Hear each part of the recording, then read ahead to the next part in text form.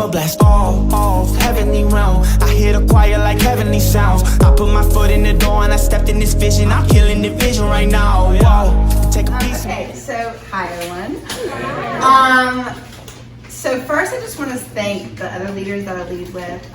So I'm like the new kid, and so they like welcome me with open arms. And if it weren't for them, I'd not be up here. I tried every excuse not to speak, but so they pushed me to become a better leader. Okay, so when we all like met together and like discussed possible topics for this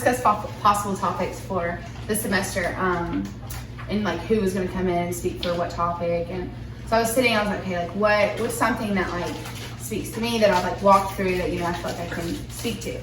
So I was like, well, I feel like I've just really come out of a season of learning how to trust God. And so I was like, okay, I'm gonna do trust. And so when I was planning this for the past like month, I was like, okay, so like, what does it mean to trust? Like, you know, when I think of the word trust, what do I think of? And honestly, the very first thing I thought of was I had this bright idea that I want to go skydiving. Has anyone gone skydiving? Okay, great. Okay, we'll talk after. But I really want to go. So now that the coronavirus has canceled school for 2.5 weeks, I guess I have time on my hands to go skydiving. But I was like, okay, well, you know, when I'm jumping out of this airplane, hopefully, maybe if I don't chicken out, you know, the harness and like the guy, like over you, sounds weird, but you know, whatever. We're trusting him to like not kill me, you know, like make sure that he pulls the thing and the parachute and it comes out. Like I'm trusting that, you know, so yeah.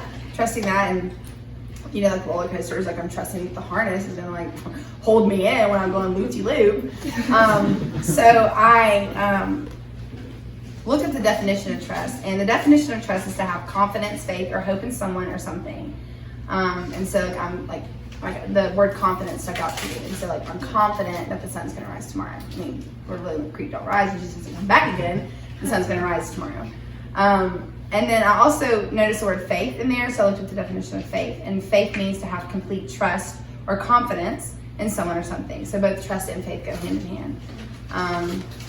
Again, the word confidence is what stuck out to me in both of those definitions. And so like just being confident that, you know, you can trust someone, and confident that they're not going to let you down, and confident, you know, they're going to be there. And so, so what happens when we can't trust someone, or when they break our trust, or when someone hurts us or loses our trust?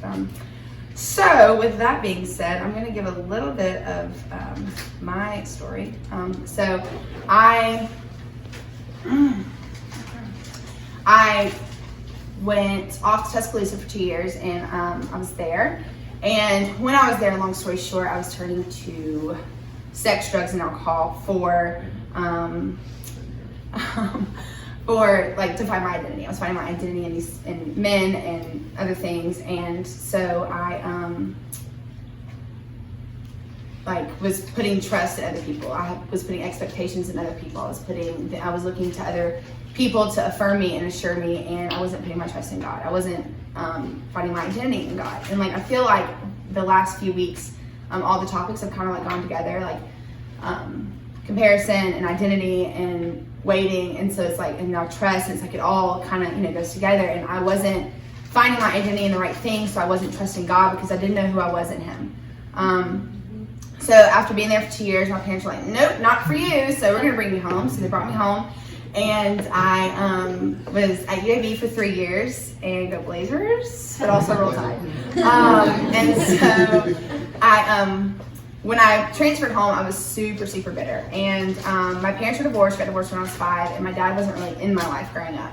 So I lived with my mom, and then when it was kind of like mainly her idea to bring me home, so I was like, no, I'm not living with you. I'm gonna move in with Dad. And so growing up, my dad had let me down several times, and like I didn't really trust my dad, but I was like, I'm not going to my mom's house because she's gonna like not let me do what I want to do. So I moved in with my dad, and that was probably the darkest. Come on. Yeah, let's go. Sorry. It was probably the darkest season of my life, and I was still just like not turning to the Lord, and I started dating this guy, and yeah, it was not a good relationship. It was not, it was very toxic. It was like mentally and like verbally just abusive, manipulative, and it's just not who I was. And, you know, I got to the point where I was like, what? Like, you know, but I was finding my identity in him, and like I couldn't let go. And so it got really, really bad. And so after that breakup, I was like, okay, Lord, like I'm like gonna go all in. I'm not gonna worry about, because I feel like all my life, like I've just turned to like guys for like that affirmation. And so I was like, you know, I'm not the next person I date. Like it's gonna be my husband. Like I'm not gonna date anyone. Like I'm just gonna do me and like just be Hannah, and like it's gonna be good. Well, I don't know, it didn't work out. So 6 months later, I started dating this other guy, and he was great. Like he loved Jesus, he loved me. Like it was great. And like I was like, oh my God, he's the one. Oh my gosh. Like it was whatever. Like, and you know, we had gone and like, this is weird, but we had gone and like looked at rings, and like, you know, we were pretty serious. And so yeah, there were some things that happened, and I decided to like call it off. And I didn't mean it, but I was trying to make a point. The point didn't really work. And so I've grown and healed from that. So, but I was devastated. And I was like, God, like, I don't understand why you'll bring something so good into my life just to take it away. Like I was mad at God. I was my heart, like when I say that I was like fetal position, like it's so embarrassing, but crying on the floor, like, but I had people come and like pray over me, and they're like, you know what, like we're just praying for like whatever happens, like there's a reason for this, and like God has a plan, God has a purpose.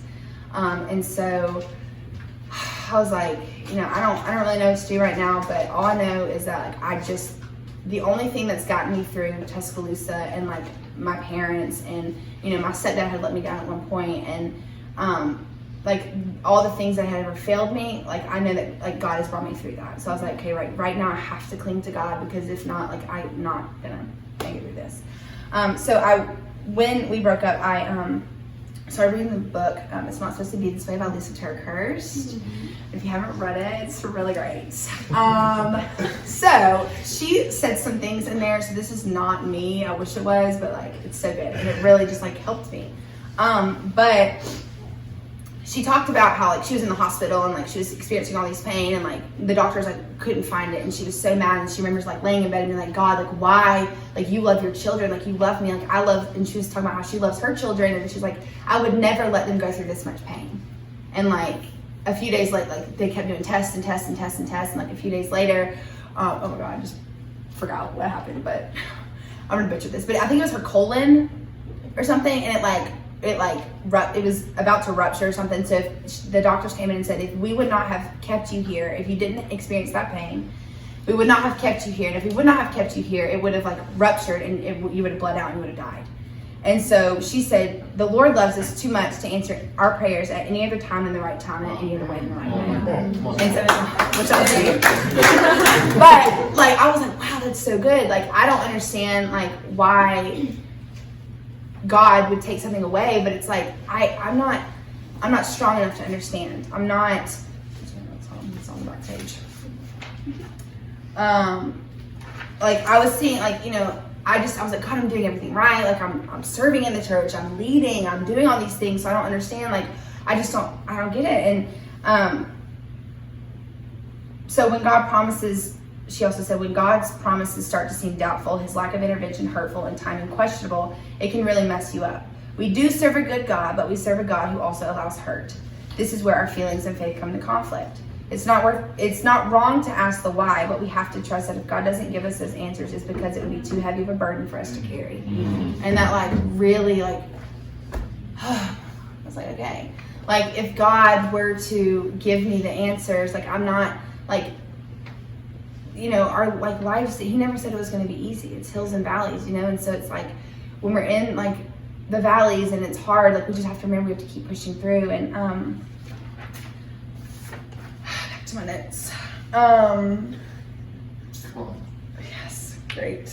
So I have a few points of just, I was thinking, I was like, okay, so like how did I trust God? Like what was it that helped me get through my hard season? And the first thing I said was, you know, you have to know God. Like you can't trust someone you don't know. Yeah. Like if you're gonna, like if a stranger comes and asks me to borrow my car so they can go get groceries and they'll promise him to bring it right back, I'm be like, "Bro, I do not know you. No, thank you." but I'm gonna trust a stranger to pull a parachute above me. That makes sense. But whatever. It's their job, I guess. So, but you know, if it's a friend, I'll be like, yeah, sure, borrow my car, bring it back, you know, fill it up with gas, I don't know, you know, so, but you have to know God. So like, and how do we know God? You know, we got to get in the Word. Hebrews 13:8 says, Jesus is the same yesterday and today and forever. And then also Jeremiah 29:11 says, for I know the plans I have for you, declares the Lord, plans to prosper you and not to harm you, plans to give you hope in the future. And like that verse, and it's so like, everyone knows it, but it's like, he has plans to prosper us and not to harm us and to give us hope in the future. And it's like, I don't know what you're going through right now. I don't know what you're having a hard time trusting God with. I don't know if it's a relationship. I don't know if it's a dad or mom or, you know, your brothers or sisters or a job or finances or whatever it may be. But like, the best thing that like helped me was just like really just diving in and just like just leaning on his presence and just trusting him. And, you know, when you get in the Word and you fill yourself up with what he says about you and who he is, and you find out who he is and how he's a loving and he's a good God. Like, you know, with the enemy, like the song said, what the enemy intended for evil, like he meant for good. So it's like, we just have to, you know, stand in that. And then also number 2, give up control. Amen. So I don't know if I did the Enneagram, but I was 6 on the Enneagram, and I don't like the unknown, and I don't like to like not know what's gonna happen. So I like to have a plan, and I'm also a teacher, so very goal personality, like, you know, structured, organized. So like I like to, you know, make sure I'm feeling comfortable, and so it's hard for me to give up control. But we cannot depend on ourselves. God is a loving God, and after we know who he really is, it'll be easier for us to give up control. So after we get to know him, it'll be easier for us to give up control. And once we release our promise to the Lord, he will do a work in and through us. Yeah. And so by holding on and trying to steer our own wheel, we're telling God that like, hey, I don't really trust you, I trust myself more. And so we need to trust him. And it's like during 21 Days of Prayer, when Pastor Chris, it was towards the end, and he was like, you know, some of you come with your prayers like this, and you need to like open your hands, like release them to the Lord. And so I feel like sometimes I was like, kind of like, was it, yeah, with the, when you spoke, you said, I remember, but I'm like in front of everyone, so, but you said something about, help me out. You know, yeah, being content. Yeah. One hand. Yes, the analogy. Okay. I should have told you I was going to say that. But yeah, so it's like just, you know, releasing control and like, you know, letting God take it. And then Philippians 4:6-7 says, do not be anxious about anything, but in everything by prayer and supplication with thanksgiving, let your requests be known to God. And the peace of God, which surpasses all understanding, will guard your hearts and your minds in Christ Jesus.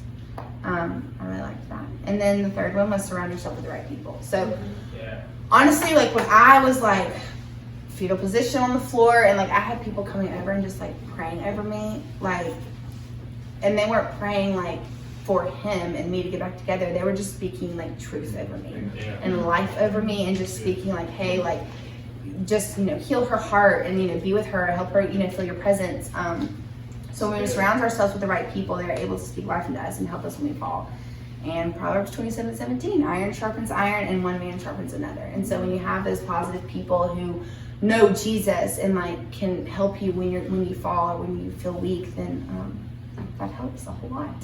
And then Proverbs 11:14, where there is no guidance, a people falls, but in an abundance of counselors there is safety.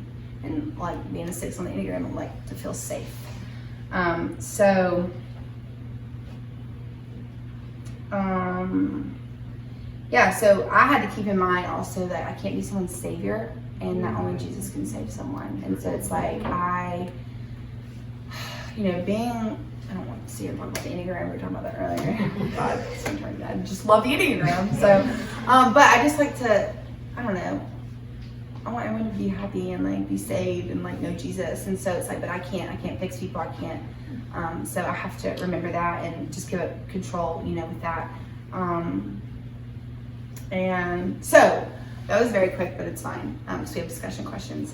So yeah, basically tonight, I hope that, like I said, I don't know what everyone's going through. I don't know what you're having a hard time trusting, but what I do know is that the Lord has brought me out of some dark places, and I was putting my trust in things and people, and